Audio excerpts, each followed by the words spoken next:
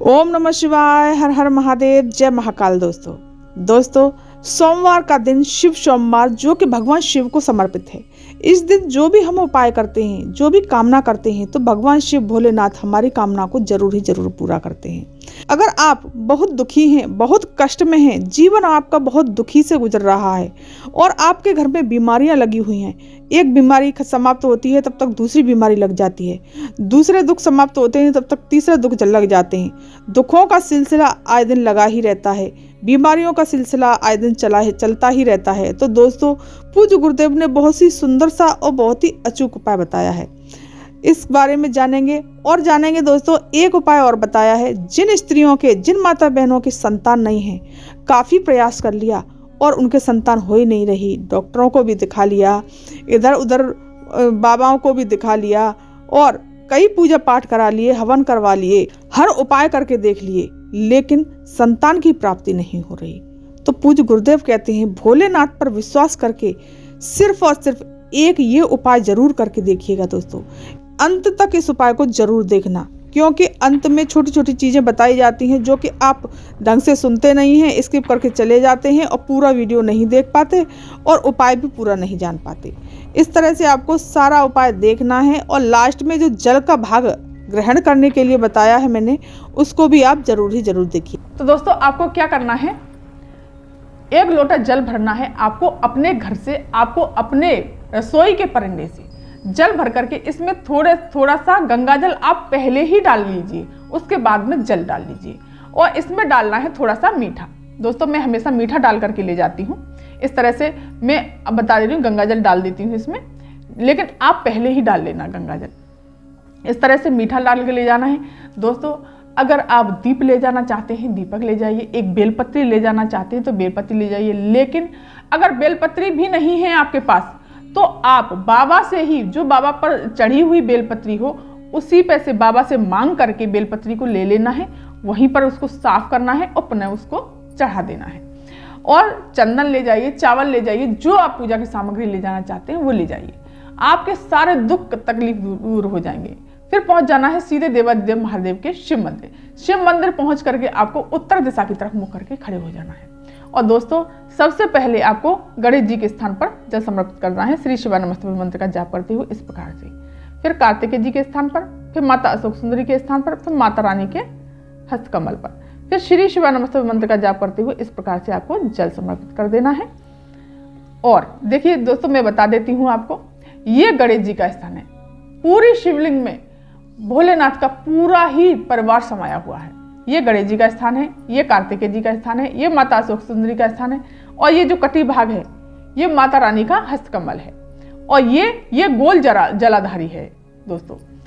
तो फिर आपको क्या करना है दोस्तों, त्रिपुंड इस तरह से श्री शिवाय नमस्तुभ्यं मंत्र का जाप करते हुए इस तरह से आपको त्रिपुंड बना देना है। चावल लेकर के गए हैं, चावल समर्पित कर दीजिए, मीठा लेकर के गए हैं, मीठा समर्पित कर दीजिए, बेलपत्री अगर आप लेकर के गए हैं तो बेलपत्री। दोस्तों बेलपत्री कभी खाली समर्पित नहीं की जाती, इसलिए चंदन लगा दीजिए या एक चावल का दाना आपको लगा देना है और इस प्रकार से आपको पकड़नी है और इस तरह से आपको समर्पित कर देनी है और एक दीप लगा देना है। दोस्तों आप जो भी पूजा की सामग्री ले गए हैं, जैसे ले जाते हैं उस प्रकार से, लेकिन एक लोटा जल आपको चढ़ाना ही चढ़ाना है और श्री शिवाय नमस्तुभ्यं मंत्र का जाप करते हुए और बाबा से अपने हृदय की बात कहते हुए इस तरह से आपको जल समर्पित कर देना है। दोस्तों एक बात और बताती हूँ, पूज्य गुरुदेव हमेशा कहते हैं, बहुत सी माता बहनें क्या करती हैं, इतनी दूर से जल चढ़ाएंगी जो कि शिवलिंग से जल के छींटे इधर उधर गिरते हैं। ऐसे नहीं गिरने चाहिए, इससे दोष लगता है, इसलिए हमारी कामना पूरी नहीं हो पाती। ऐसे फेंक के चढ़ा देंगी, ऐसे दूर से चढ़ाएंगी, ऐसे नहीं, धीरे धीरे शालीनता से जल चढ़ाना है, जो कि जलाधारी, अगर छींटे जाएं तो सिर्फ जलाधारी तक ही सीमित रहें, इससे बाहर छींटे नहीं जाने चाहिए, इससे हमें दोष लगता है, हमारी कामना पूरी नहीं होती। तो दोस्तों इस प्रकार से आपको जल चढ़ाना है।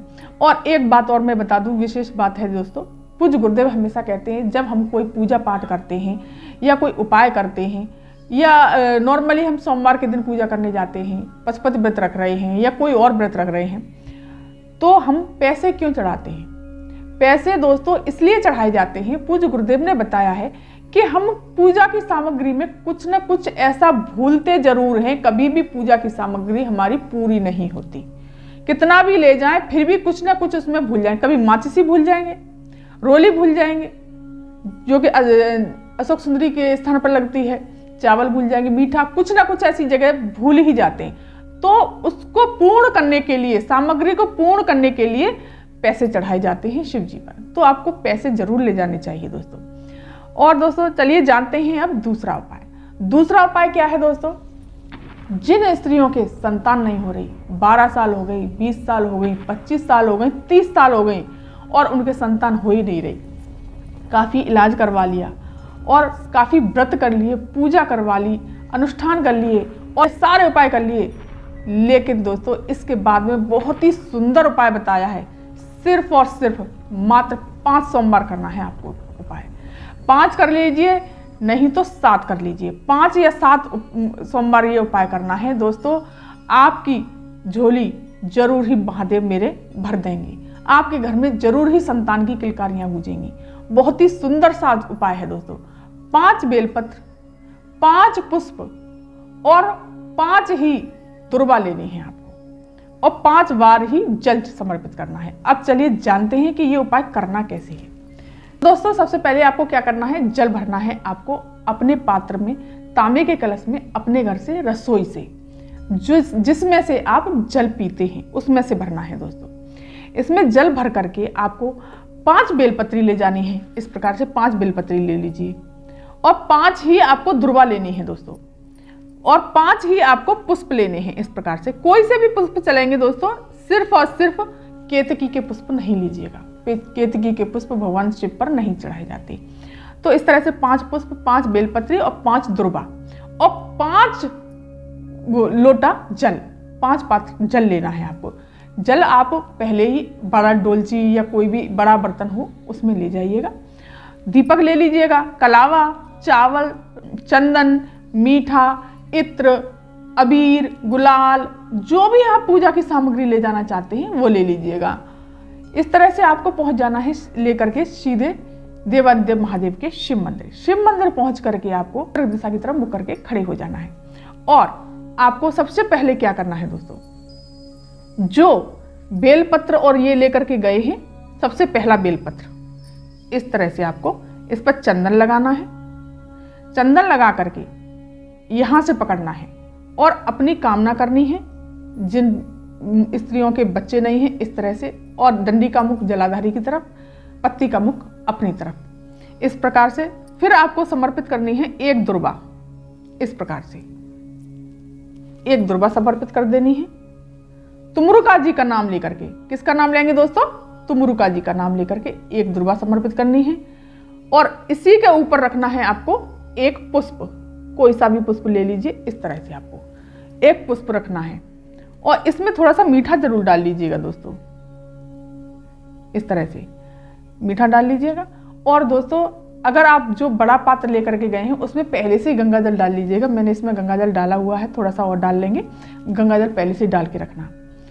अब ये तुमरुका जी का नाम लेकर के संतान की कामना करते हुए और अपने दुखों को प्रकट करते हुए श्री शिवाय नमस्तुभ्यं मंत्र का जाप करते हुए इस प्रकार से आपको एक पात्र जल समर्पित कर देना है। श्री शिवाय नमस्तुभ्यं मंत्र का जाप करते हुए तुमरुका जी का नाम लेकर के। अब एक बार हो गया, अब दूसरी बार करना है आपको ऐसे ही। इस पर चंदन जरूर लगाना दोस्तों, इस प्रकार से, और यहीं से पकड़ना और श्री शिवाय नमस्तुभ्यं मंत्र का जाप करते हुए अपनी कामना कहते हुए फिर एक और दुर्वा उठानी है आपको। इस प्रकार से दुर्वा का मुख फिर से ऐसे ही रखना है और एक पुष्प फिर दोबारा से समर्पित करना है इस प्रकार से, और फिर आपको जल समर्पित करना है श्री शिवाय नमस्तुभ्यं मंत्र का जाप करते हुए तुमरुका जी के नाम से। इस प्रकार से अपनी कामना कहते हुए फिर दोस्तों आपको करना है, एक बेलपत्र लेनी है, फिर इसी प्रकार से आपको फिर से समर्पित करना है और फिर एक दुर्वा को समर्पित कर देना है, एक पुष्प को फिर से समर्पित कर देना है। श्री शिवाय नमस्तुभ्यं मंत्र का जाप करते हुए इस प्रकार से फिर समर्पित कर देना है।